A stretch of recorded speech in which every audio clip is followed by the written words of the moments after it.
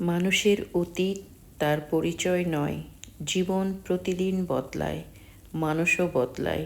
কেউ ভুল করে শেখে, কেউ হারিয়ে গিয়ে গড়ে তোলে নতুন পথ। মানুষকে চেনা অত সহজ নয়। মানুষের মুখের কথায় সত্য লুকিয়ে থাকে না সবসময়। অনেকে নিখুঁত অভিনয় জানে, মানুষকে বুঝতে হলে তার না বলা অনুভূতিগুলো বুঝতে শিখতে হয়।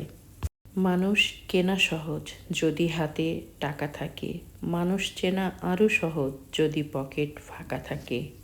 সকালে নাস্তা বানিয়ে সংসারের কাজগুলো গুছিয়ে নিয়ে দুপুরের জন্য কি কি রান্না করলাম এই সব কিছু নিয়ে থাকবে আমার আজকের ভিডিওটা। আশা করছি পুরোটা ভিডিও জুড়ে আপনারা আমার সাথেই থাকবেন। আসসালামু আলাইকুম, কেমন আছেন সবাই? কাছে দূরে যে যেখান থেকে আমার আজকের এই ভিডিওটি দেখছেন, আশা করি সবাই ভালো আছেন, সুস্থ আছেন এবং নিরাপদে আছেন। আলহামদুলিল্লাহ, আমরাও ভালো আছি।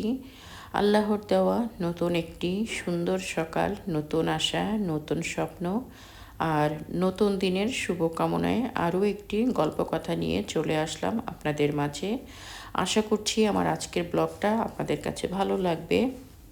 আর ভিডিওটি যদি আপনাদের কাছে একটুও ভালো লাগে, ভিডিওর প্রথমেই আপনাদের কাছে একটা অনুরোধ করছি, প্লিজ একটা লাইক দিয়ে ভিডিওটা কন্টিনিউ করবেন। আর আপনি যদি আমার চ্যানেলে নতুন হয়ে থাকেন তাহলে চ্যানেলটি সাবস্ক্রাইব করে আমার সাথে থেকে যেতে পারেন। আর আপনি যদি অলরেডি এই কাজটা করে থাকেন, আপনাকে অসংখ্য ধন্যবাদ। আর আজকের ভিডিওটা শুরু করছি সকাল থেকে। প্রতিদিন সকালে তো খুবই মজার মজার নাস্তা তৈরি করে এই কয়েকদিন খাওয়ালাম, যেহেতু কুরবানির মাংস ছিল। রুটি, পরোটা, চালের রুটি, হাতে বানানো রুটি, পিঠা, অনেক কিছু দিয়েই কিন্তু সকালে নাস্তাটা করা হয়েছে। আজকে এবার একটু অন্যরকম মানে ফাঁকিবাজি নাস্তা তৈরি করছি। আর এই ধরনের ফাঁকিবাজি নাস্তা তৈরি করতে আমার ভালোই লাগে, আমার কষ্টটা একটু কম হয়, তাই আর কি এই ফাঁকিবাজি নাস্তাগুলো আমার তৈরি করতে ভালো লাগে। আসলে হেল্পিং হ্যান্ড ছাড়া আমাকে সংসারের সব কাজই করতে হয়, তাই আমি চেষ্টা করি যে কখন কোনটা একটু ফাঁকি দিয়ে করা যায়। মানে নিজের সংসার অতটা ফাঁকি দিতে পারি না, তারপরও মাঝে মধ্যে শরীরটা খারাপ থাকে, তো ইচ্ছা করে না যে সংসারের অনেক কাজই আছে, করতে মন চায় না, কিন্তু কিছুই করার নাই। সংসারের কাজ না করলে তো চলবে না। সংসারে তো আর আমি একা না, আরও মানুষ আছে, সবার কথা চিন্তা করে আমাকে তো কাজ করতেই হয়। তো আজকে সকালে এরকম করে আমি সুন্দর আর কি বার্গারটা তৈরি করে নিচ্ছি। আর সব কিছুই মোটামুটি রেডিমেড থাকে, আমি জাস্ট একটু ভাজাভুজি করে আর একটু প্রসেসিং করে নাস্তাটা রেডি করে নিই। আর 1 কাপ চা, এই হচ্ছে আমাদের আজকের সকালের নাস্তা। আর ভোর 5টার সময় ঘুম থেকে উঠতে হয়েছে, কারণ মেয়ের ইউনিভার্সিটি আছে। ওকে রেডি করে আমি আবার ওকে মেট্রো স্টেশনে নামিয়ে দিয়ে এসেছি। তারপরে বাসায় এসে আমি আমাদের জন্য মানে আপনাদের ভাইয়া আর আমার জন্য নাস্তাটা রেডি করে নিচ্ছি। যতই শরীর খারাপ থাকুক না কেন, মন খারাপ থাকুক না কেন, রান্নাঘরে আসতেই হয়। দেশের অনেক আপুরা আছেন হেল্পিং হ্যান্ড দিয়ে সংসারের সমস্ত কাজ করান, কিন্তু ব্লগে আবার দেখা যায় অনেক সময় অনেকে এসে বলেন তারা সারাদিন ঘরের কাজ করেছেন। মোটামুটি একটু টাকা পয়সা থাকলেই কিন্তু দেশের মানুষ সবাই কাজের মানুষ রাখে। আর হেল্পিং হ্যান্ড থাকা খুব খারাপ কিছু নয়, এটা আমি মনে করি ভালো। একটু টাকা যায়, তারপরও নিজের একটু শান্তি হয়। কিন্তু আমরা বিদেশে যতই এখানে আমরা ইনকাম করি না কেন, যতই টাকা পয়সা থাকুক না কেন, নিজেদের কাজ নিজেদেরকেই করতে হয়। আর হেল্পিং হ্যান্ড যদিও বা আমাদের এখানে পাওয়া গেল ওই সপ্তাহে 2 দিন, কেউ 3 দিন, কেউ 1 দিন, এভাবে কাজ করাতে হয়। কারণ যাদেরকে দিয়ে কাজ করায় তারা পার্ট টাইম আবার জবও করে, ওইভাবে সময় দিতে পারে না। আর পার্মানেন্ট কাজের মানুষ রাখলে একটা বিশাল অঙ্কের টাকা তাদের পিছনে খরচ করতে হয়, অত টাকা দিয়ে সবার পক্ষে কাজের মানুষ রাখা সম্ভবও হয়ে ওঠে না। তাই যতই শরীর খারাপ থাকুক না কেন, আর শরীর খারাপ থাকলে তো মানুষের মনটাও খারাপ থাকে, তো আমাদের আর কি বলারও ভাষা নাই, বা কাউকে বলেও আমরা বোঝাতে পারি না, আমাদের নিজেদের কাজ নিজেদেরই করতে হয়। মোট কথা, সূর্য ওঠার আগ থেকেই শুরু হয় সুগৃহিণী হওয়ার লড়াই। সারাটা দিন চলতে থাকে সংসারের কাজকর্ম। সকালে নাস্তাটা রেডি করতে করতে ভাবলাম মেয়েটা এসে বিকালে একটু ভারী নাস্তা হলে খুশি হয়ে যাবে, কারণ ও বাসায় এসে ভাত খায় না। তো সেই জন্য ভাবলাম ওর জন্য একটু আমি নুডলস রান্না করে রাখি। খুব একটা মশলা দিইনি, কারণ দুবাইতে এতটা গরম পড়েছে, বাইরে থেকে ঘরে আসলে কোনো কিছুই মানুষ খেতে পারছে না। খাওয়া দাওয়ার প্রতি একদম অরুচি চলে এসেছে। ভাবলাম হালকা মশলা দিয়ে, সসেস দিয়ে, ডিম দিয়ে, একটু চিকেন দিয়ে ওর জন্য আমি একটু নুডলস রান্না করে রেখে দিলাম। এই যে মাঝে মধ্যে চিন্তা করি, এই যে বিদেশে থাকি দেখেই হুটহাট করে যখন যেটা মন চায় সেটা করছি, সব কিছু ফ্রেশ একদম নিট অ্যান্ড ক্লিন থাকে। যখন যেটা মন চাচ্ছে কিনে নিয়ে এসে খাচ্ছি, কিন্তু বাংলাদেশে যাওয়ার পরে তো সেটা সম্ভব না, সব কিছুতেই ভেজাল। শুধু যে খাবারে ভেজাল তা না, মানুষের মধ্যেও অনেক ভেজাল আছে। সব কিছু চিন্তা করে কিন্তু অনেক বেশি বড্ড অসহায় মনে হয়। প্রবাসীরা চাকরি ছেড়ে দেশে যাওয়ার পর বাস্তবতা টের পায়, তখন তাদের কাছে মনে হয় 10-15টা বছর প্রবাসে ফাও নষ্ট করলাম। প্রবাসে থাকাকালীন পরিবারের সবার ব্যবহার আচরণ থাকে মধুর, কারণ তখন জানে দুধ দেওয়া গরু লাথি দিলেও ভালো। আর যখন প্রবাস থেকে একেবারে চলে আসে, তখন গরুর দুধ দেওয়া বন্ধ হয়ে যায়, তাই পরিবারের সবার আচরণও পাল্টে যায়।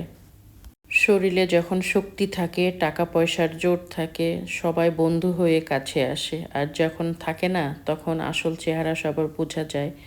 তাই সকল প্রবাসীর উচিত নিজের জন্য সামান্য কিছু টাকা জমিয়ে রাখা, কারণ টাকা ছাড়া প্রবাস ফেরত প্রবাসীদের সমাজ তো দূরের কথা, নিজের পরিবারও কিন্তু মূল্য দেয় না। মানুষ কেনা সহজ যদি হাতে টাকা থাকে, আর মানুষ চেনা আরও সহজ যদি পকেট ফাঁকা থাকে। এইটা কিন্তু আমরা প্রবাসীরা কখন টের পাই, যখন আমরা একদম শেষ মুহূর্তে দেশ ছেড়ে যখন বিদেশ ছেড়ে যখন দেশে যাই, তখন এই জিনিসটা বুঝি। এর আগে কিন্তু আমরা কেউ এই জিনিসটা উপলব্ধি করি না। আর প্রতিটা মানুষেরই আত্মসম্মান বজায় রেখে চলা উচিত, সেটা বাপের বাড়ি বা শ্বশুর বাড়ি যেখানেই হোক না কেন।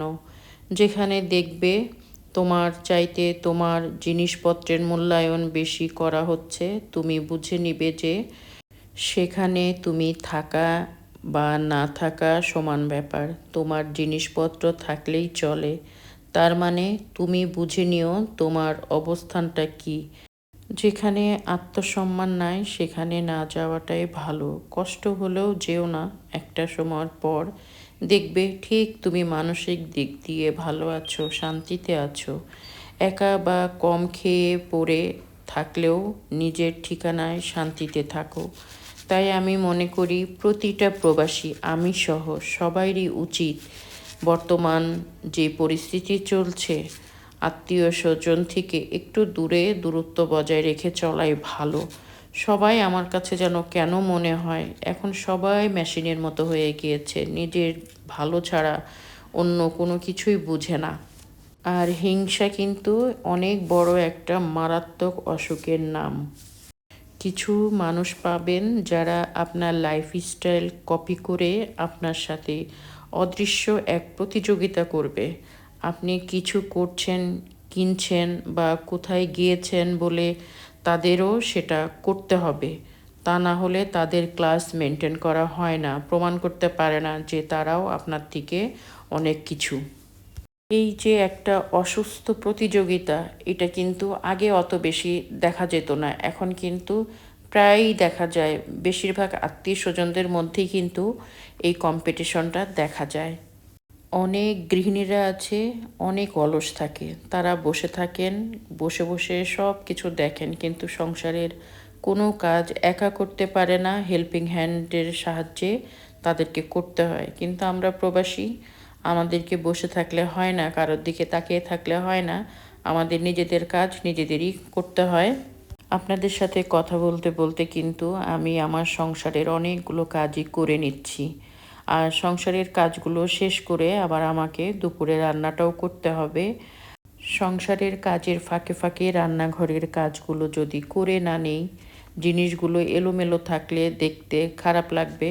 আর রান্নাঘর এমন একটা জায়গা, একটা কাজের উদ্দেশ্যে ঢুকলে কখনোই সেই একটা কাজ করে বের হওয়া যায় না। একটার পর একটা আরেকটা কাজ চোখে এসে ধরা পড়ে।